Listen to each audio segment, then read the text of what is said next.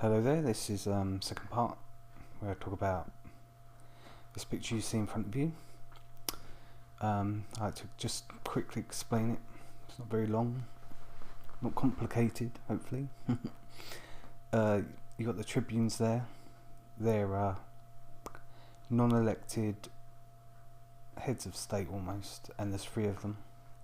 One represents people who are yet to be born, that's the future. One represents people who've died, past, and one represents people who live today, the present.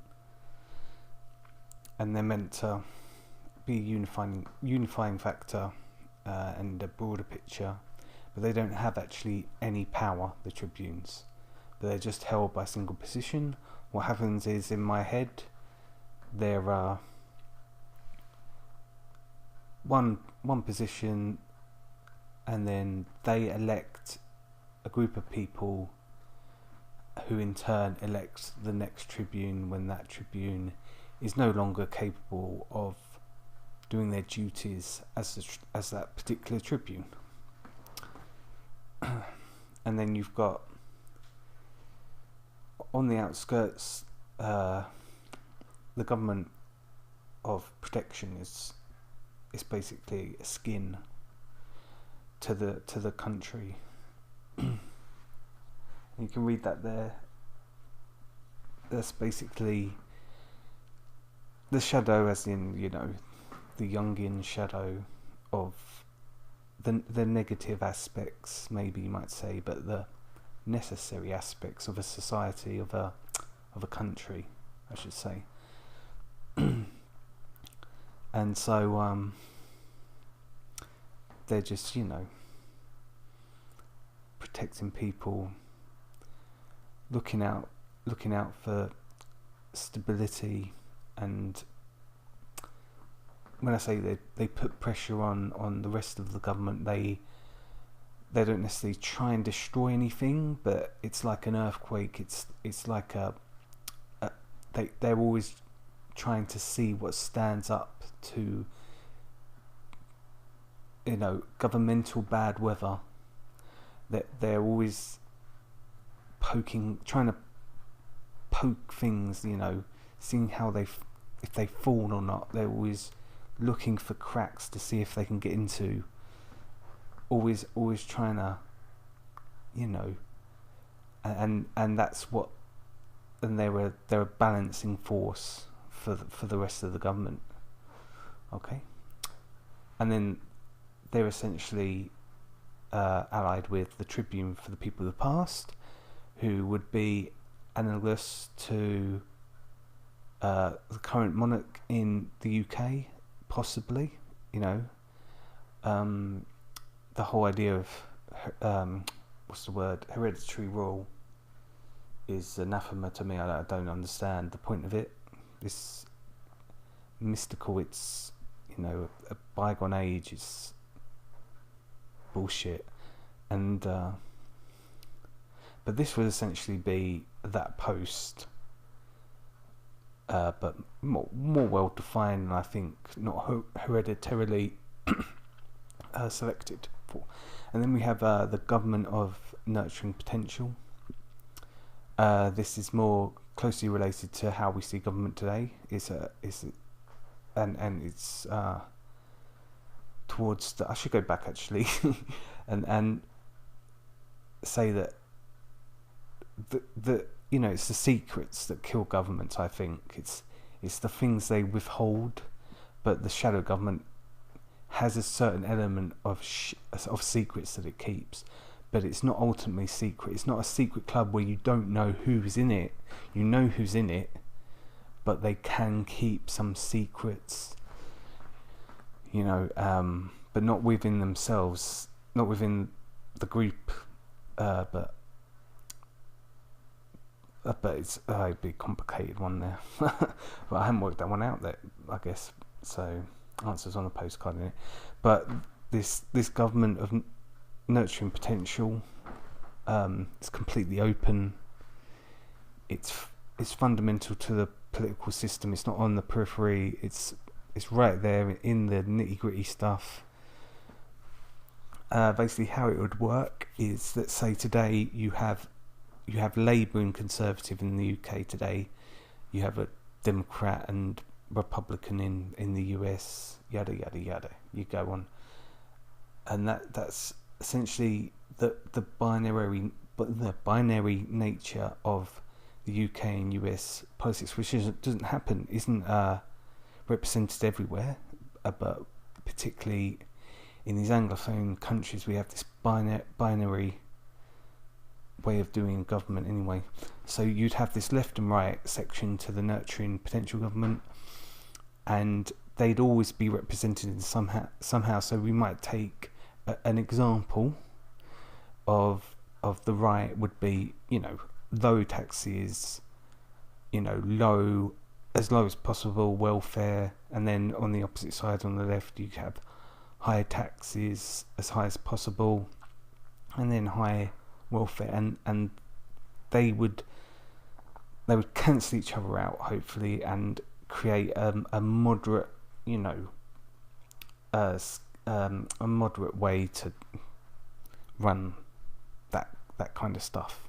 As an example, of course, it's, and then within the two sides, you may say, well, how would they ever change? Well, within the two sides would then be the parties. So let's take another example. Say you got on the right, you've got Conservative Party and UKIP. Now, that's for example, of course. And now UKIP is not fighting Labour on the other side, or maybe Lib Dems on the other side, or Greens on the other side. They're fighting Conservatives for control of the right side. That's it. And again, on the left side, Labour and Greens and Lib Dems, or wherever they'd be, would be fighting for control of the left side. The left and the right aren't fighting each other for representation in the House, or representation in that government. They're merely fighting amongst each other, of course. Now, then, of course, parties need to be free to open up, and it's all about garnering votes. And so you might say, well, who decides? Well, obviously the people. You can only ever be part of one of these spheres. You can't be part of both at the same time. So, and you can move between them anytime you wish, apart from maybe the shadow government. The shadow of government, I should say. Not the shadow government. Oh, hello there. I know you're listening, but yeah. So you're all. So you could be anybody, and you can always choose what sphere you want to be in, and then you have a vote in that sphere. You are contained in that sphere. You don't cross-pollinate across each other, and so the goal would be to make our third one. Oh, excuse me. Make our third one. What was I talking about? Yeah, to make it the most attractive. So that's where most people would want to be, essentially. But if say the government of nurturing potential becomes kind of, people think it's corrupt, or people think it's somehow going off the track that they could all just move from the inert government. They could all move and put their votes into that government and not control it, but influence it there. At any point they wanted, they just move, and then they could move back. And so the inert local government conglomeration would be the most attractive to people, hopefully, so that at most times the most amount of people would be in that sphere. And it works much like the House of Commons works today. And so you don't see a House of Lords here, and that's because it's bullshit. And this is the House of Commons area, and these are MPs, but they're MPs that aren't given total power over everything. They're just given, the ability to represent their local constituencies, instead of, being jack of all trades or some ridiculous thing like that. You have to choose. You want to be in government, nurturing potential, you want to be representing localities, or you want to be protecting in the shadow of government, the Jungian idea. So then, I guess, the Tribune for the people of the future, and again, there'd be everybody who's to come. They're thinking about, again, they've got no power, specific power, but they are a voice. They have a voice. They have a platform to represent people, to be the tribune for those people who are yet to be born. So you might think of something like the environment and whatever, the atmosphere, and how that's being affected and how that could affect people in the future. You might say, well, they stand up for them basically and be there and wouldn't shirk that. It's getting too long now anyway. And then you got Tribune for the people of the present. Again, it's just a box for them to stand on. It's head of state kind of thing. It's not supposed to be any political power, but again, they do the same thing for the people who are actually living now. So it's the old or young people living now. And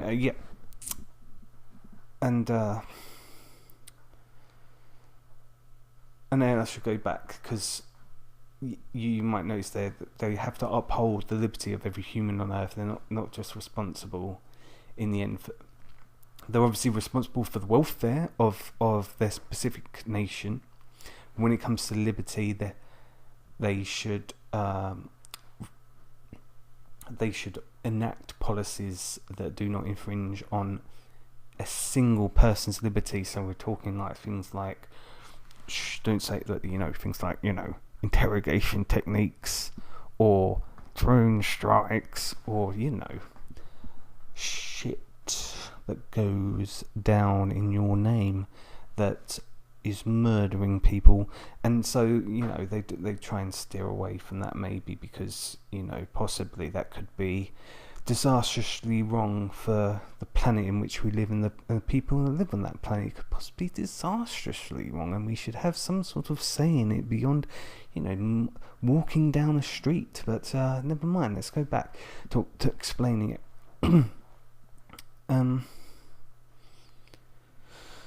They don't form parties in the inert government, and they are, but they do have their power over policies. So at the national level, and they have, they give voice to the local government's area. So you think like something like a council or a local authority, what they'd be called today in the UK.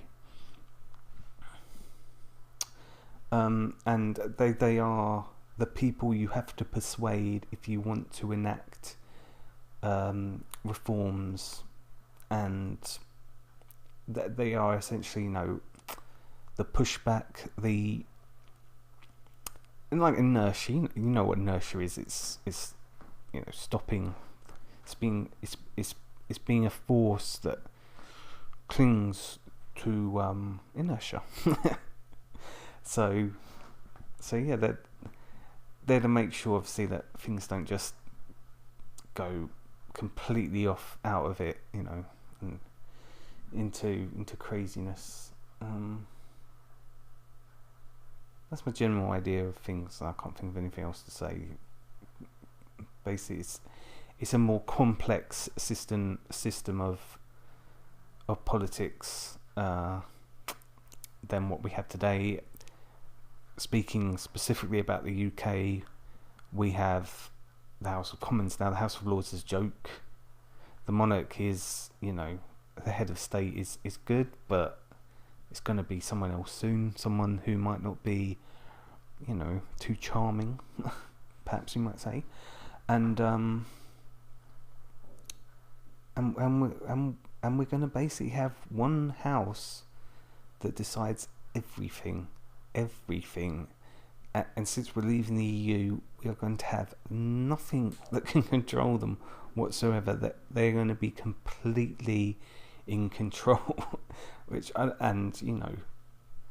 they are so corrupt. They are so corrupt. I don't think I even need to have sources to say that. It's like so self-evident. It's crazy, and nobody's brought up to apart from very rarely they're brought to task for it, which is great. And this works. Obviously, this is fine. The way we do things is fine when there's not a crisis or there's not something massive changing in the world. But guess what? That happens every now and again, maybe even if it's the end of history or some bullshit like that. So it can, a storm is coming. What it is, I don't know. And it's not just a storm. That's the problem. Obviously, we can weather a storm. Anybody can, any house can. But it's the culmination of a lot of storms coming all at once, and this is basically what prompted the late Bronze Age collapse. It's not one thing went wrong; every fucking thing went wrong at the same time. And you can imagine if that happened to our society now. You can imagine what the fuck would we do? Oh, no fucking clue. We basically got the priests in charge, and they call themselves politicians, and they're really priests. They're Catholic, what I mean. The old priestly people, the upper classes used to send off their idiot sons to be priests, and it's the business classes today. They send off their idiot sons and daughters now. Oh, great, they're daughters now, so everything's changed. But they send off their idiot children to be politicians, which is great because every single politician, if they were anywhere near smart enough to make money, to make a business, to do that, or brave enough, even you might say, then they would do it. Because they're just in it for money, pretty much. I mean, I know there's exceptions, obviously, but you don't hear about them very much because it's the ones that, the bastards rising to the top. So that's it, really. And this is all compatible with the religion, and part of it. It's not a definite thing, but it's the structure, and I should say that I don't believe any political structure is immune to crisis. I think you definitely got stronger and weaker forms of government, and government that's formed on ideas that are stronger and weaker, or wrong and more right. But no, there's no structure, there's no perfect structure that's going to solve everything. In the end, it's about, all you can really do is encourage people to care for one another, to understand one another, to love, to have passion. You can't make them be that way. You can't make them care for their society or care for people. You can't do that. You can't force them to do that. So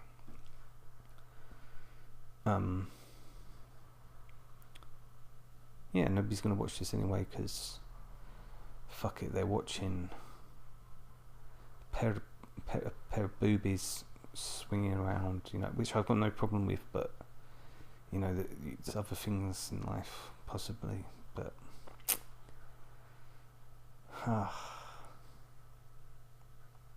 so you might ask yourself, why I even bothered making this? Well, it's a good question, and I have no answer for it. I'd say that at some point it's just at some point it's just that old adage, isn't it? You just do what you do. Do what you do, what you do, what you do, and it goes round and round and eats its own bloody tail. But anyway, this is not the end. I don't see this as a perfect end government.